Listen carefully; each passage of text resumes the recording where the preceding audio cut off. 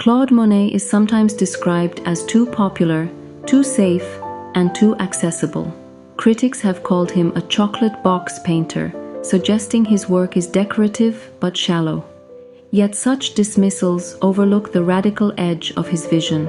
His late water lily paintings, massive in scale, overturn that stereotype.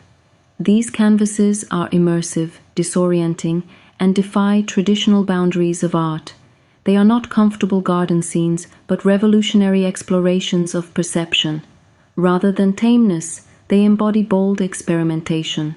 The water lily paintings are often viewed as an extension of his passion for gardening. At Giverny, Monet cultivated an aquatic paradise, obsessively shaping it for inspiration. Yet the works are far more than an aesthetic diary of flowers and reflections. Created during and after the First World War, they carry a weight of sorrow. Monet himself intended them as a kind of memorial. The endless water surfaces can be read as vast graves for countless lives lost. The meaning behind them stretches well beyond horticulture. In 1914, Monet was 74 years old, already a celebrated and wealthy artist. He had known great triumphs, but also devastating losses. His wife Alice had died 3 years earlier, and soon after, his son John also passed away. Friends from his earlier artistic circles were fading one by one. On top of grief, his vision was failing, clouded by cataracts. Few would have expected a major new phase of work, but instead of retiring quietly, Monet set out on his boldest project yet. That project would ultimately lead to the 8 monumental panels now housed in the Musée de l'Orangerie in Paris. Together, they measure around 200 square meters, enveloping viewers completely. Monet designed them as a continuous environment, not just individual paintings. He spoke of them as a wave with no horizon and no shore. They were meant to overwhelm sight and dissolve boundaries of time and space. Unlike conventional framed canvases, these were immersive spaces of pure color. The result was one of modern art's great achievements. To achieve this vision, Monet collaborated closely with architects of the Orangerie. The rooms were built in oval shapes to echo natural rhythms. Light was carefully filtered from above to change the atmosphere throughout the day. Sunrise-hued panels were oriented east and sunset scenes to the west. Visitors would encounter art that shifted as the sun itself shifted. The installation anticipated what we now call immersive art. Decades ahead of his time, Monet essentially pioneered the art installation. Yet 13 years before their unveiling, Monet nearly abandoned painting altogether. After 4 decades of relentless labor, he claimed painting had become torture. The endless striving for perfection exhausted him. He felt he had achieved everything he wished and saw no need to continue. Retirement seemed final. However, fate intervened in the form of an old friend. Georges Clemenceau, journalist, politician, and future prime minister, refused to let him stop. Their friendship changed the course of art history. Clemenceau, known as the Tiger, was a fierce personality. He believed art was essential to French civilization, particularly during war. To him, Monet represented the cultural soul of the nation. In August 1914, as war loomed, Clemenceau visited Giverny. He flattered, cajoled, and coaxed the disheartened Monet back into painting. He reminded Monet that continuing was a patriotic duty. For Clemenceau, defending French culture was as vital as defending the battlefield. His encouragement sparked Monet's late creative explosion. Throughout the war years, Clemenceau kept pressing Monet. Even when rationing restricted supplies, he ensured his friend had canvas, pigments, and cigarettes. Monet, in return, dedicated himself with obsessive focus. He began developing what he called the grand decorations. These were not small impressionist canvases for collectors. They were monumental works designed for public experience. He worked feverishly, despite the sound of cannon fire echoing across Normandy. Art became his answer to the chaos around him. Painting was a form of resistance. The horrors of war reached Monet's family directly. His stepson fought on the front lines.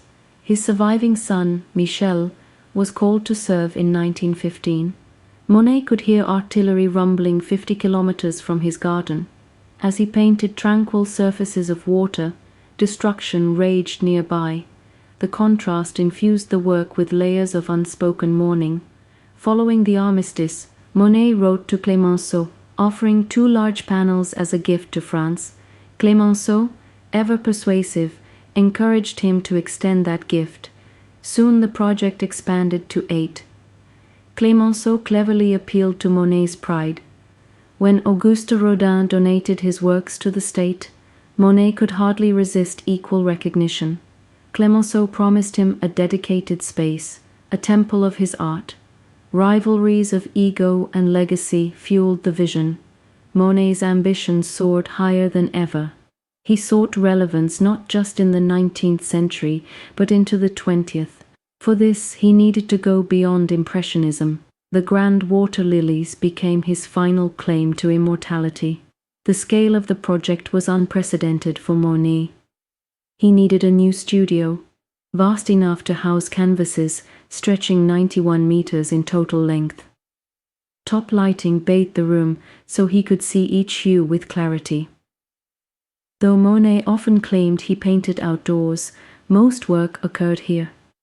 He placed 12 enormous canvases on wheeled easels, rotating them with the changing light. He layered and scraped repeatedly, revising endlessly. Each panel was a battlefield of color and labor. His process was as relentless as war itself. Visitors to the studio described extraordinary intensity. 75 brushes lay scattered, and boxes of pigments filled the room. Canvases bore up to 15 layers of paint. Monet applied colors thickly, scraping and reapplying to create textures. The weave of the canvas itself became part of the surface. He avoided blending large areas, instead using short strokes side by side. From a distance, the colors fused in the eye. Up close, they appeared like abstract gestures, prefiguring modern painting. His technique transformed Impressionism into something radical. A striking aspect of the water lilies is the absence of horizon. Since the Renaissance, horizons structured space in painting. They oriented the viewer and defined distance. Monet eliminated that anchor completely. Water extended edge to edge without a boundary line. We are suspended simultaneously above and within the pond. Scale becomes ambiguous, disorienting perception. The result is both mesmerizing and unsettling. It reflects a world where certainty had dissolved. Horizons of stability had disappeared, as in war-torn Europe. This quality makes the paintings powerful as memorials.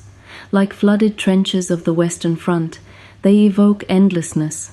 Soldiers in those landscapes experience time and space collapsing into mud and water. Monet's canvases capture a similar sensation.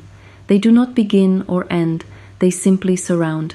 The weeping willow trees at the edges whisper of mourning. Each panel is soaked in grief as well as light. They embody both beauty and loss. Monet's personal sorrows merge with the collective tragedy of his age. At the same time, Monet battled his own physical decline.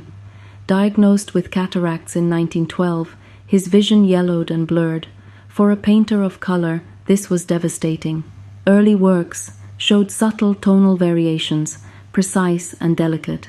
Late works veered toward green-blue dominance, shaped by altered perception. He compensated by using stronger blues to counter yellowing, but detail became elusive and outlines dissolved. His brushwork grew looser, more abstract. The impairment ironically opened paths toward modern abstraction. Monet painted through failing sight, stubbornly defiant. To work on such a scale, despite failing vision, required determination. Perhaps the immense canvases themselves were a form of adaptation. Details could no longer be clearly seen, but sweeping gestures could. Monet painted as if wrestling with the canvas physically. Each brushstroke became a thrust of will. His infirmity did not diminish his creativity, it transformed it. The struggle is visible in every surface, paintings became both a testament to endurance and a reflection of fragility. They are triumphs born from limitation. Clemenceau, however, faced another struggle, getting Monet to release the works. The painter endlessly reworked, unable to declare them finished. The setting sun panel alone consumed 2 years, repainted repeatedly. Lower corners were left incomplete, as if perpetually in progress. Painting itself kept him alive, and letting go meant surrender. The orangerie rooms were ready, but the canvases remained hostage in Giverny.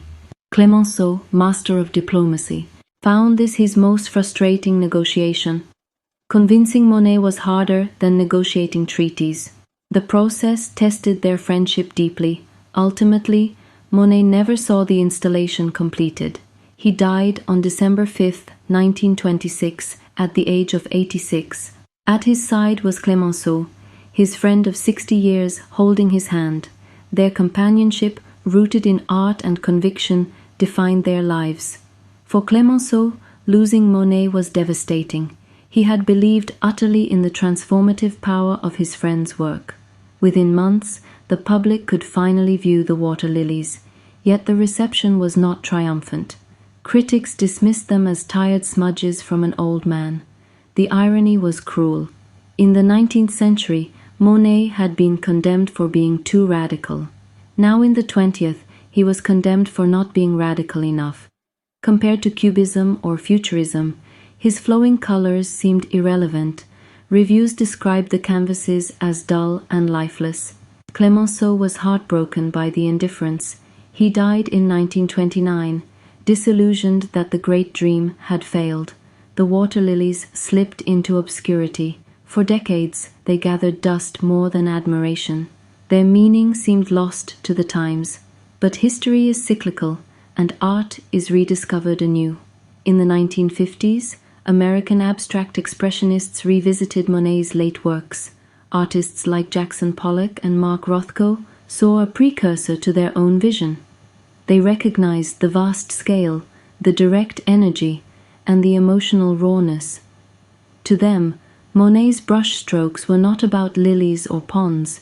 They were about the act of painting itself. Color fields and gestural marks mirrored their own experiments. The forgotten canvases suddenly felt prophetic. Monet was reborn as a pioneer of abstraction. Pollock admired the freedom of movement within the canvases. Rothko connected to the emotional intensity of pure color fields. They did not see water or gardens, but immersive experiences of paint. Monet had dissolved form into sensation, much as they were doing. The orangerie became a shrine for this new generation. The works resonated across the Atlantic, shaping modern art. Monet's legacy shifted from garden painter to visionary precursor. Critics who once scoffed now revised their judgments. The late works became essential to modernism's genealogy. Today, the orangerie is visited as a place of pilgrimage. The oval rooms bathe viewers in shimmering horizons of nothingness. Tourists stand silent, absorbed by endless surfaces of light and water. The panels embody tranquility, yet also unease. They hold within them war, grief, resilience, and transcendence. Monet's genius lies in creating art that is both personal and universal. The water lilies are not only beautiful, they are profound. They reveal the fragility of perception and the resilience of spirit. They remain eternally modern. Beyond the water lilies, Monet's entire life shaped this achievement. Born in Paris in 1840, he grew up in Le Havre. As a boy, he sketched caricatures and discovered painting outdoors. Influenced by Eugène Boudin, he embraced plein-air painting early. He rejected academic formulas, seeking light itself as subject. With friends like Renoir and Pissarro, he formed Impressionism. His 1872 painting, Impression Sunrise, gave the movement its name. From scandal to acceptance, Monet embodied the Impressionist journey. His late lilies completed the arc of rebellion. Monet's home in Giverny was itself a work of art. He designed gardens meticulously, importing exotic plants. The Japanese bridge and pond became his lifelong muses. Gardening was creation on the scale of nature. He saw no divide between tending earth and painting canvas. His gardens were laboratories of light and reflection. Visitors marveled at their beauty, unaware of their function as studio. The harmony of flowers and water fed his brush. His house remains preserved today as a testament. It reflects both artist and gardener intertwined. The physicality of Monet's painting was astonishing. Each canvas demanded months of effort, layer upon layer. He battled weather, failing eyesight, and his own dissatisfaction. Often he destroyed works he deemed unworthy. Perseverance was his hallmark, perfection always just beyond reach. He sought to capture fleeting moments that could never be held.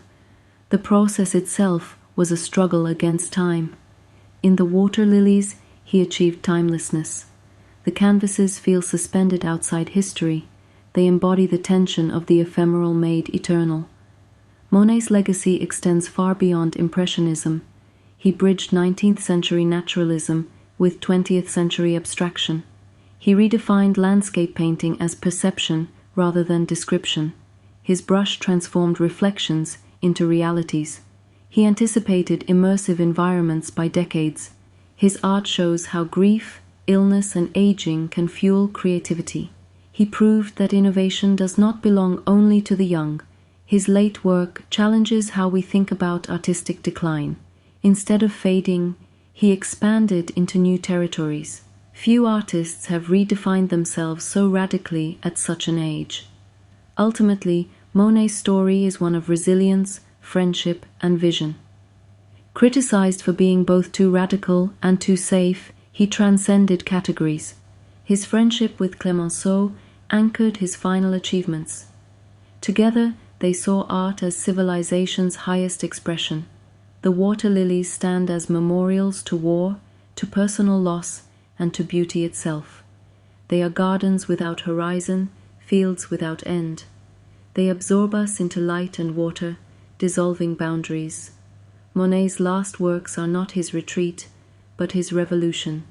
His genius remains undeniable.